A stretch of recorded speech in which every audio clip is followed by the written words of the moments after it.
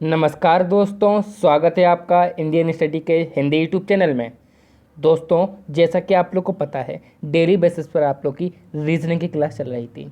अभी कुछ दिनों से मैं नहीं ले पा रहा था क्योंकि कुछ तबीयत खराब थी, परंतु सर्वर सर के द्वारा आपकी क्लास ली जा रही थी। तो क्लास को आज हम कंटिन्यू करते हैं। मैं बिल्कुल ठीक हूँ और आप सभी को बताना चाहता हूँ क्लास को अब हम डेली बेसिस पर चलाएँगे। तो रीजनिंग भी चलाएंगे और हम लोग मैथ्स भी चलाएंगे। तो ये दोनों क्लास आपकी डेली बेसिस पर चल रही हैं। बस एक आप लोगों से शर्त है, प्लीज़ आप लोग टारगेट पूरा कीजिए 500 लाइक का। तो प्लीज़ सभी लोग वीडियो को ज़्यादा से ज़्यादा शेयर करिए। आप लोगों से बस एक गुजारिश है, वीडियो को ज़्यादा से ज़्यादा शेयर करिए। यदि आप लोगों को लगता है कि हाँ एक भी क्वेश्चन मुझे अच्छा लगा है तो आप वीडियो को शेयर ज़रूर करिएगा, लाइक भी कीजिएगा और अपने दोस्तों को बताइएगा। चलिए फिलहाल देखते हैं हम लोग पहले क्वेश्चन की ओर। एक व्यक्ति पूर्व की ओर मुंह करके चलना प्रारंभ करता है। यदि वह प्रति 10 किलोमीटर की यात्रा पर बाएं मुड़ जाता है तो 30 किलोमीटर चलने के बाद घर से कितनी दूरी पर होगा। देखिए ये व्यक्ति है कोई, ये पूर्व है तो ये पूर्व की तरफ चला 10 किलोमीटर। अब 10 किलोमीटर जैसे ही हुए तो वो क्या करेगा, बाएं मुड़ेगा। बाएं यहाँ पर हुआ 10 किलोमीटर, फिर एक और बार बाएं मुड़ेगा। अब क्यों मुड़ेगा, क्योंकि उसने 30 किलोमीटर तय किए हैं तो ये 30 किलोमीटर हो जाएंगे। 10 10 20 10 30, साफ साफ बोला गया है प्रति 10 किलोमीटर की यात्रा पर बाएं मुड़ जाता है। अब वो क्या बोला है कि घर से वो कितनी किलोमीटर की दूरी पर होगा। तो अब आपको साफ साफ दिख रहा होगा ये दूरी कितनी है। ये 10 है तो ये भी 10 होगी, यानी कि ऑप्शन बी यहाँ पर बिल्कुल सही आंसर हो जाएगा। अब पूछा गया है 27वां क्वेश्चन।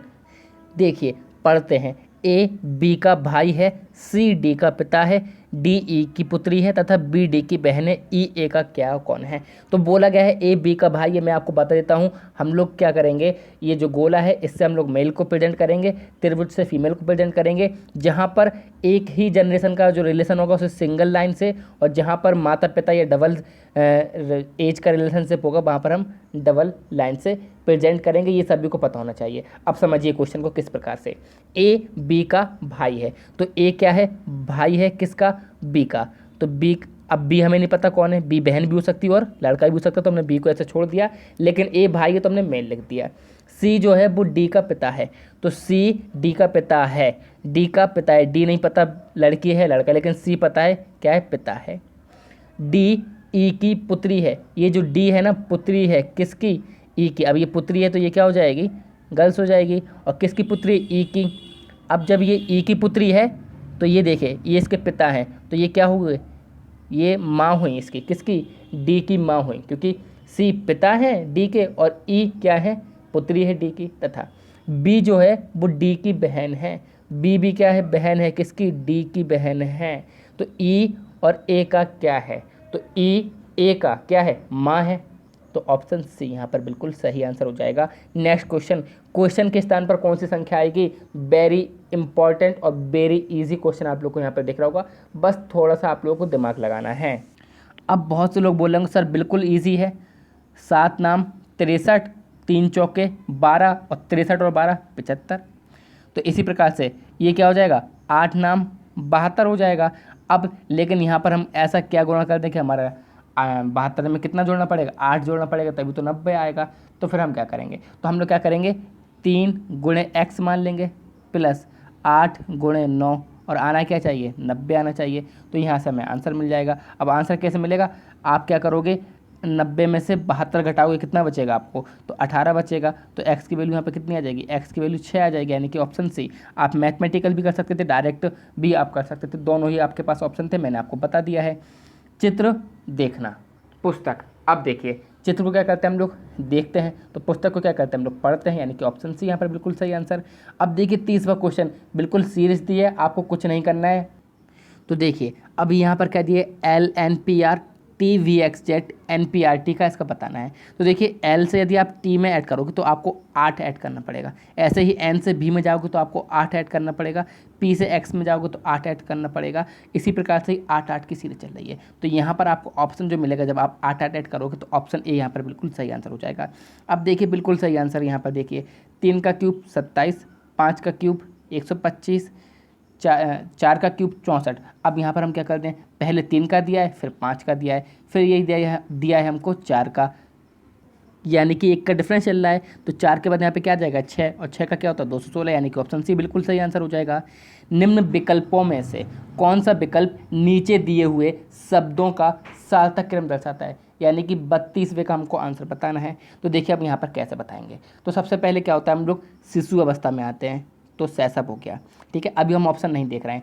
उसके बाद हमें कौन सी अवस्था आती है, तो बाल्य अवस्था आती है, यानी कि पहला चौथा। अब पहला चौथा कौन कौन से ऑप्शन में है, तो सिर्फ सी और डी में है, इनमें से कोई एक आंसर है, ठीक है।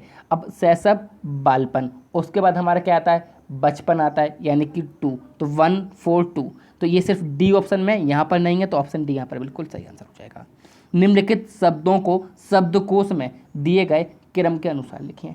देखिए ये एस पी यहाँ पर है, एस पी यहाँ पर है, एस पी यहाँ पर है, एस पी यहाँ पर है, और यहाँ पर क्या है एस ओ है। तो सबसे पहले हमारा क्या आएगा, सबसे पहले आप जानते हैं एस के बाद क्या आएगा, ओ आएगा, यानी कि सोफिस्टिकेटेड आएगा, यानी कि 5वां नंबर जो हमारे पास पहला आएगा, तो बी ऑप्शन नहीं हो सकता, यहाँ पे आप क्लियर होगा है हो।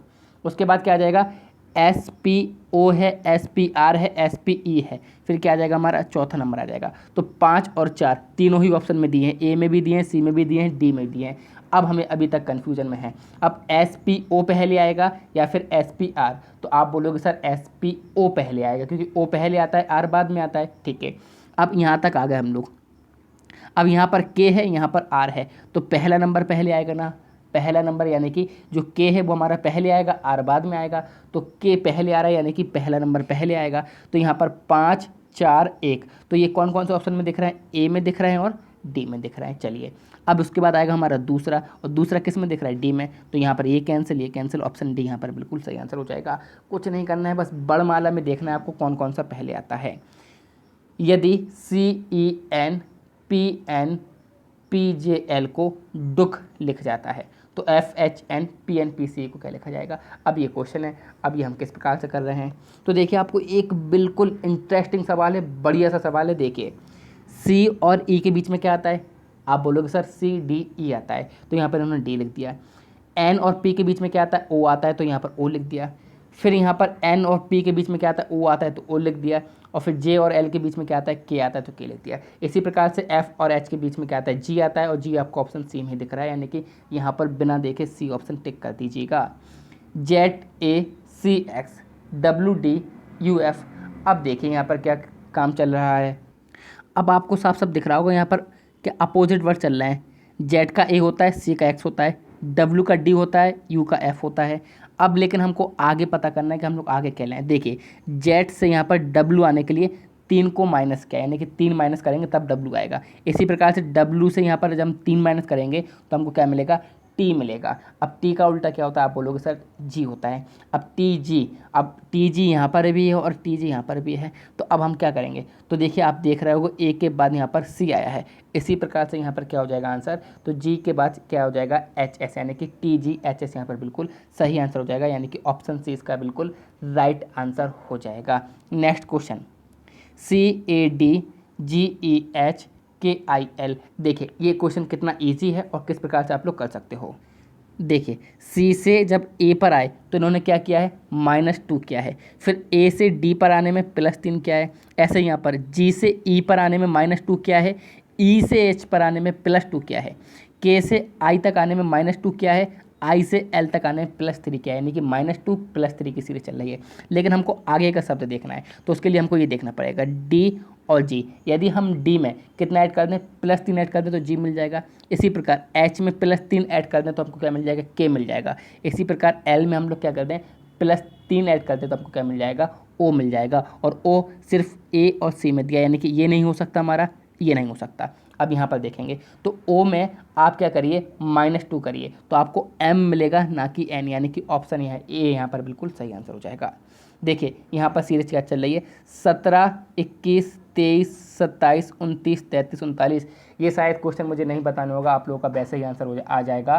क्या हो रहा है, +4 +2 +4 +2 +4 +2, 17 4 21 21 2 23 23 4 27 27 2 29, यही तो चल रहा है। तो यहाँ पर 39 है, तो अब आप क्या करोगे, फिर आप बोलोगे सर यहाँ पर जो बिल्कुल सही आंसर हो जाएगा ऑप्शन ए, यानी कि 41 बिल्कुल सही आंसर हो जाएगा।